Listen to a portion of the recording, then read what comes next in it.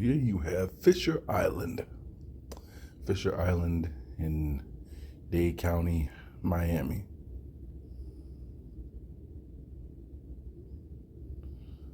Recently,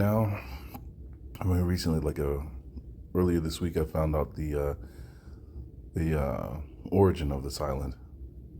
You know, you've seen it probably in movies and other television shows, but I never really knew what it was about. I just knew, I would never live there or go there, so I didn't care.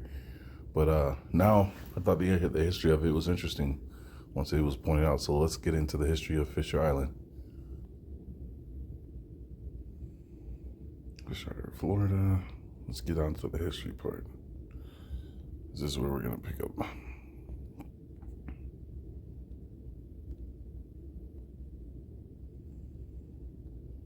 Fisher Island was separated from the barrier island which became Miami Beach in 1905.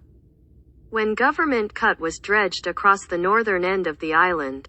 5. Construction of Fisher Island began in 1919 when Carl G. Fisher, a land developer, purchased the property from businessman and real estate developer Dana A. Dorsey, southern Florida's first African-American millionaire. In 1925, William Kissam Vanderbilt II traded a luxury yacht to Fisher for ownership of the island. So Dan A. Dorsey, southern Florida's first African-American millionaire. And this is in what? They say he purchased it in 1919.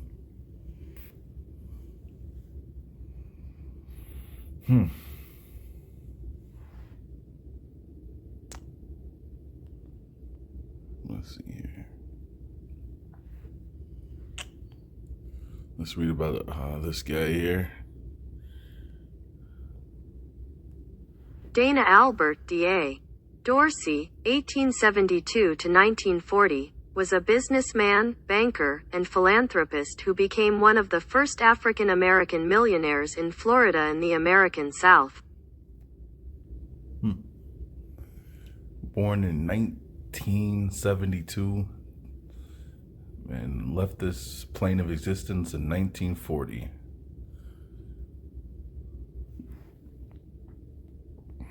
Let's see. Oop, I'm too far.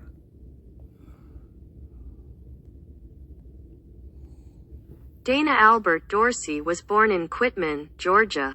He was the son of former slaves and the first child in his family who was not born into slavery. He received only a 4th grade formal education, teaching himself after that. That's almost like the beginning story for who's that guy Vincent was always pointing out?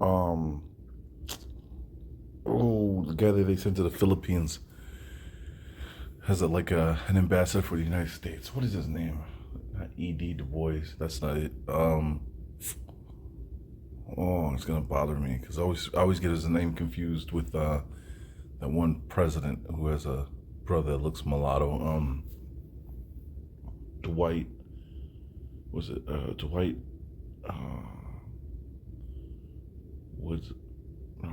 Woodrow? Yeah, Woodrow Wilson's the name of the one president, and his brother's Dwight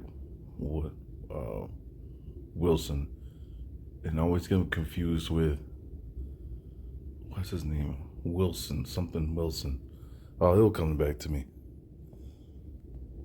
I just can't think of it right now.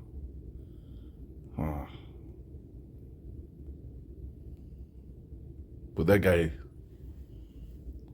his story began with his parents being former slaves, and he was the first generation that wasn't enslaved, or the first of his children, that wasn't enslaved, and they were able to send him to 2 different colleges and educate him and send him on his way.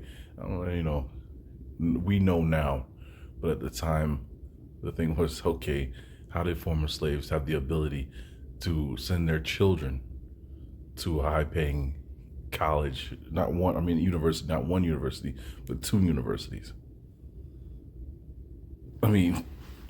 Where were they getting the money to do this? How did they get the money to do this? if you were slaves, and the idea that you were only on plantations and you worked in agriculture, it's hard for me to fathom that you could raise enough money to do send your children to school, let alone feed yourself and your family, but to send them to universities, not colleges, but universities, which are the more expensive of the two. I'm like, this makes no sense. Yeah. Dorsey came to the Miami area of South Florida around 1896. He worked as a carpenter for the Henry Flagler Florida East Coast Railroad. During that time, he recognized the need to provide housing for black workers. He purchased one parcel of land in Overtown at a time, on which he designed and constructed one rental house per parcel, reinvesting the rental income to build more and rent more, eventually expanding as far north as Fort Lauderdale. In 1917, he and his wife Rebecca sold land to the city of Miami for a park for African Americans, during an era of segregation. Dorsey Park is located on Northwest 17th Street and 1st Avenue. In 1919, Dorsey sold Fisher Island to the automotive pioneer Carl G. Fisher, who was developing Miami Beach. In 1926, Fisher traded 7 acres of the island to William Kissam Vanderbilt II in return for a 200-foot, 61 meters, yacht. Vanderbilt's improvements led to what is today one of the wealthiest and most exclusive residential enclaves in the area. Dorsey was a trustee at Mount Zion Baptist Church in Overtown. 1. So, right off the bat there, I thought that was interesting that the guy that eventually settled the island and turned it into what you see today is Vanderbilt. Because I had ran into, when I was looking up the history of Vanderbilt University, like a lot of these universities that you see that are somehow, big, like Clemson and stuff like that, they have racist founders. And I say racist based on the way that they, use the word today. But it was more of a harsh prejudice, is what I would really describe it. So I always think about the name Vanderbilt and its founders when I think of that name. But what was the other part there? There was something else that came to mind when she was reading that. Purchased the land in Overtown. Probably wasn't important. It was just something that probably came to mind. Anyways, let's go on. The first black-owned hotel in Miami was his Dorsey Hotel, and he was the owner of the Negro Savings Bank. Dorsey was a firm believer in education, and he donated a large quantity of land for black schools.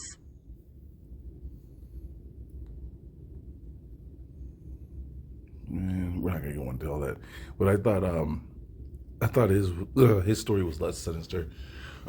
Sorry. Than some of the other characters I've read about. I thought his was almost a blueprint on how to do it, right?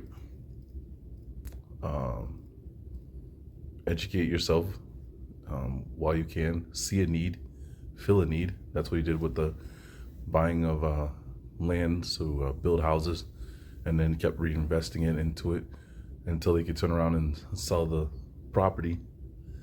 You see, he got a yacht out of it. I don't know why that was listed there. It wasn't important. And then he turned around and put it into investings, right? He turned around and opened his own bank and hotel.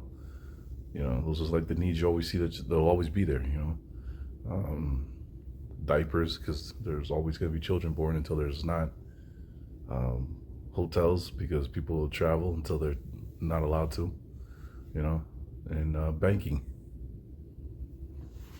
So I just thought it was interesting because I had seen that island before in movies and in passing, but I never understood or thought about the history behind it.